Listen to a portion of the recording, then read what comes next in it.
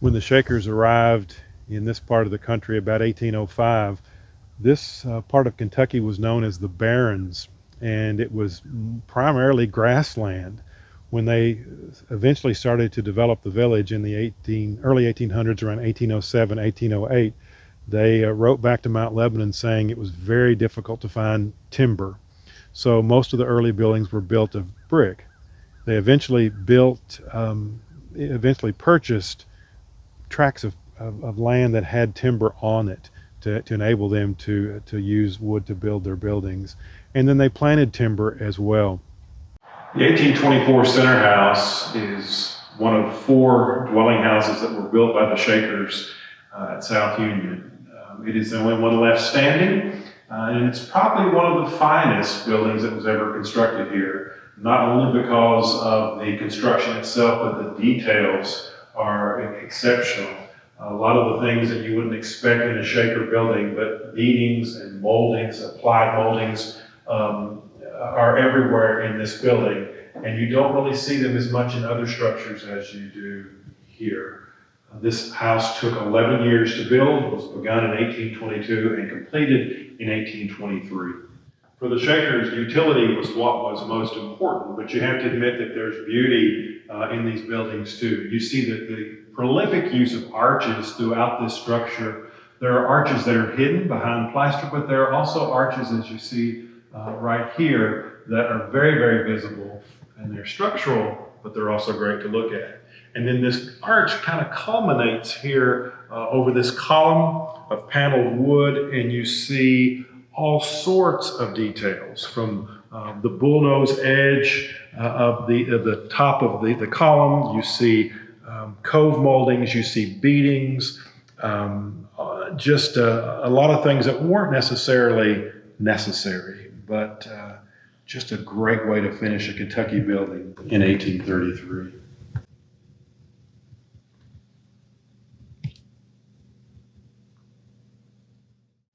One of the interesting things about South Union craftsmanship is the relationship between the architecture and the freestanding furniture. It appears that between the 1820s and 1860s, the same people were working in the carpenter shops, and they were producing things for the dwellings and for the workshops, but they were also producing furniture for use in those dwellings and workshops. Here's a great example. This built-in cupboard from about 1833 in one of the dwelling rooms in the center house has these great panel doors, these floating panels with a wonderful detail right around the edge that you see, the quarter round molding. And on the inside, the horizontal planks that go across the back that are tongue and groove and beaded.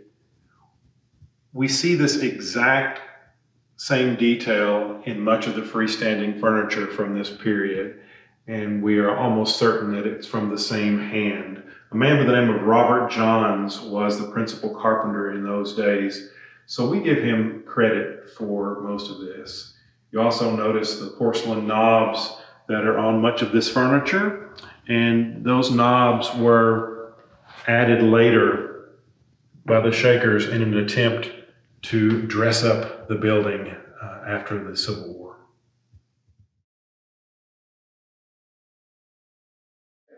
Center House Dining Room today is set up from a 1900 journal reference that tells exactly how the tables were arranged. Now, at that point, there were only about 25 to 30 people living in this building. However, in the early days, the Shakers were feeding nearly 100 people in this room each day. So there would have been many more trestle tables and obviously many more chairs as well. The men ate on one side and women ate on the other, entered through 2 separate doors, but all were served by the kitchen sisters who worked diligently to prepare 3 hot meals a day, every day of the year.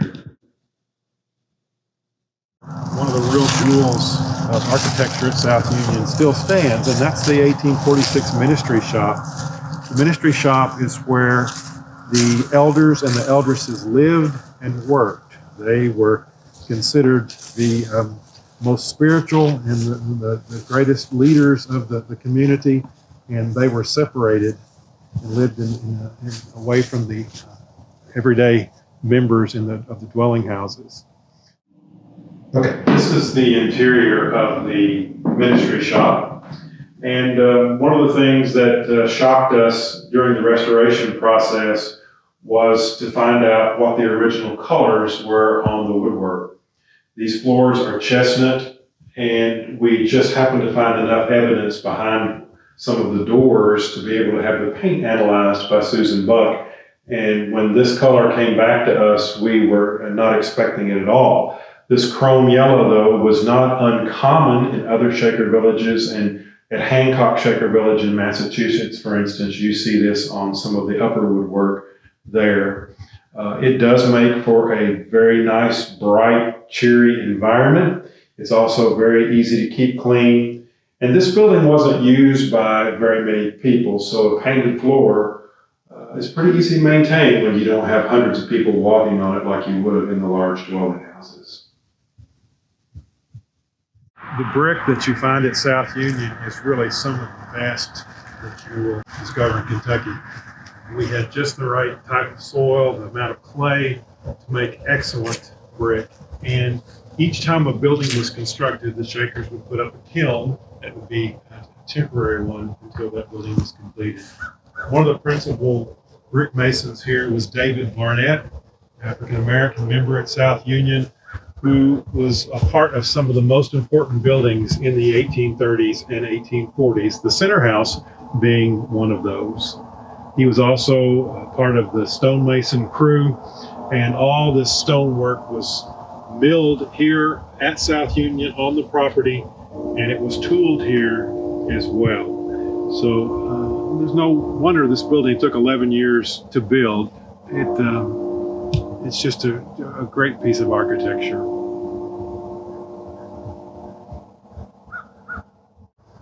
The building behind me is the 1854 wash house. It was a sister shop where the women in the village had most of their industries.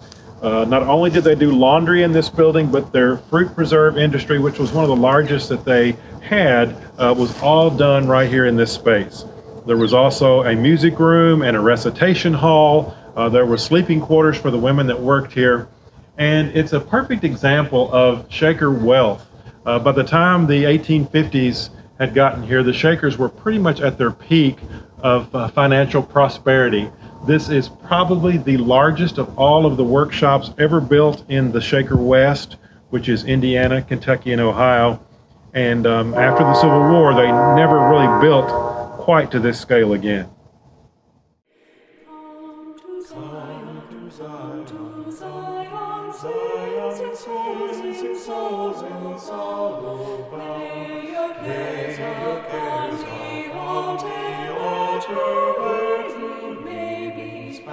Shout hallelujah, hallelujah, praise resounds the land and sea. All who will may come and share the glories of His